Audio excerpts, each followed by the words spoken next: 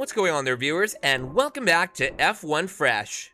When George Russell got caught in the gravel trap, most thought it was over. He managed to recover from that, but was continuously held up by DRS issues very much like last season, and so, Christian Horner explains why Verstappen's car is suffering from DRS issues. Before we get started, please be sure to like this video and subscribe to our channel so you don't miss out on any of our future videos. DRS played up and sabotaged Russell. In the midst of the Red Bull driver's struggle to recover from an early off through a gravel trap, his DRS began to act up and didn't operate consistently, which made it more difficult for him to find a way to go by George Russell. A repeat of the DRS deployment difficulties that occurred during qualifying stopped Verstappen from contesting Charles Leclerc for pole position in his last lap. This resulted in Verstappen finishing in second place behind Leclerc. Because of this, the team had been forced to make adjustments in the pit during the park firm period before the race in an attempt to fix the issue. According to the pre-race official report from the FIA technical delegate, which details which components may be replaced on a like-for-like basis and without incurring a penalty, Red Bull decided to replace the DRS actuator and the flat pivot pins on Verstappen's RB18. This was obviously not sufficient to entirely cure the situation, and it implies that the issue extends beyond the failure of just a single piece. In fact, as is evident from the picture that was just shown, the issue doesn't seem to be restricted to occurring just inside the actuator mechanism. It would seem from this exclusive shot that the team was worried about stress-related cracks or fractures that they may have detected during their examinations of the wing after qualifying. The photograph was taken before the team competed in qualifying. As a consequence of this, a significant portion of the top flat had to be repaired, and the sponsor decals had to be restored before the vehicle could be moved to its starting position on the grid. Interestingly enough, even though Perez hadn't experienced the problem during qualifying and didn't have the DRS actuator or pivots updated before the race, they did make the identical modifications to his rear wing's top flap. This was despite the fact that Perez hadn't been affected by the issue at all. It seems all too familiar. The challenges that the club was having near the close of the previous season were reminiscent of those that the DRS issue has.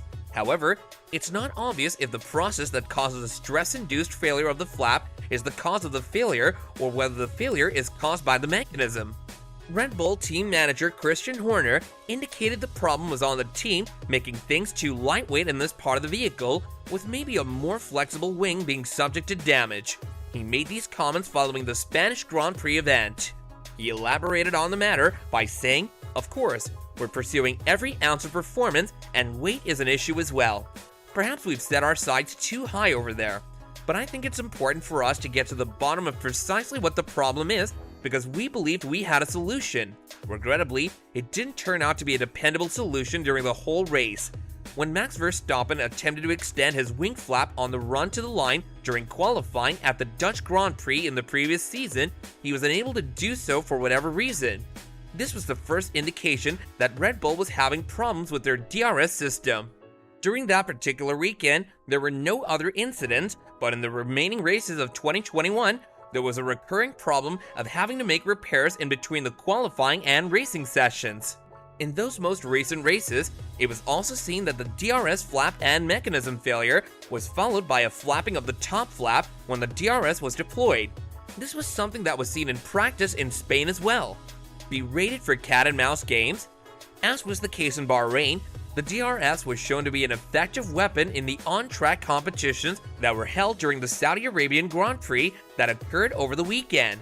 Both Max Verstappen and Charles Leclerc were attempting to acquire DRS by being the vehicle that was in front of them as they both applied the brakes early into the final curve during the late race battle for the lead that took place on Sunday. Both drivers remarked on its usefulness, with Leclerc adding that Formula One is better off with it at this time, despite requests from some to revert to normal racing. Both drivers praised its efficiency. Horner has proposed that the sport should look at moving its detection points as a means to deter drivers from purposely slowing down to obtain an edge. This would be done in order to prevent drivers from gaining an unfair advantage. The DRS is so strong, you could see that there was a game of cat and mouse between the drivers, said Horner. They braked to a point where they accelerated to the turn. Because you most certainly don't want to find yourself in such a predicament, It's possible that in future years, we should investigate the location of the DRS detection zone. In order to begin his winning count for 2022, Verstappen prevailed against Leclerc and won the race. In doing so, he opened the door for himself to successfully defend his championship this year. After suffering late race retirements with both cars, Red Bull was able to turn things around in a good direction thanks to the outcome, which allowed them to leave Bahrain with 0 points. What a terrific race, Horner said after the event. It was amazing to come back after the troubles we had. It was a really planned race for Max, as he made sure not to take too much of a toll on the tires so that he would have enough to attack at the finish. And there was some fantastic racing between him and Charles, and thank goodness he had enough to hold on in the end. Were they aware of the problems prior to this point? Following yet another 1-2 finish, Oracle Red Bull Racing are now in the lead for the Constructors' title.